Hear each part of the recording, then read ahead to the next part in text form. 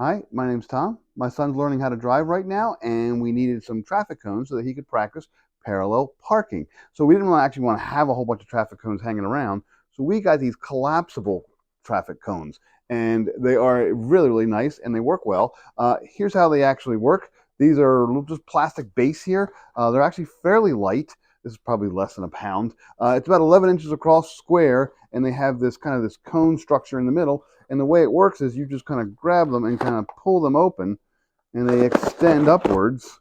And there you go. You have a traffic cone. Now, they are flexible, so that if you actually hit them with the car, they're not going to hurt anything. They won't. They're reflective as well. You can see that a little bit in the camera.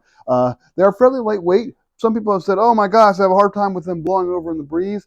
Well, I don't use them on windy days. At least not on like hurricane days. If they actually blow over, put a rock on the corner, put a little half brick on the corner, they'll be fine.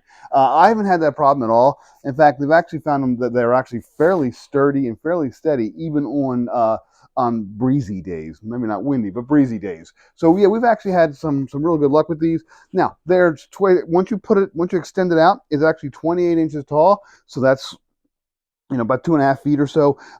So you got plenty of space there. You got plenty of areas so you can, when you actually drive, you can see them. And I'll show you here show you a quick clip of my son with an SUV, so you can kind of see how tall they are.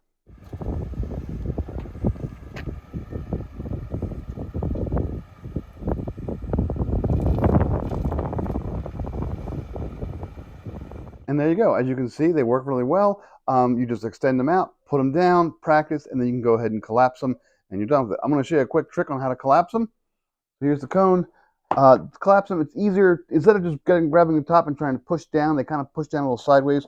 It's easier to kind of grab the rings and just push them in like this.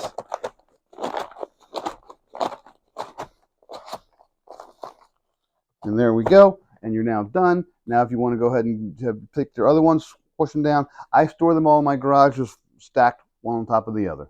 So if you're looking for traffic cones for either training programs or just kind of practice, or having a traffic cone kind of around your school or business, these work fairly well. They are a little bit lightweight, again, but as long as you're not putting them out in hurricane weather, they're fine. They work really great.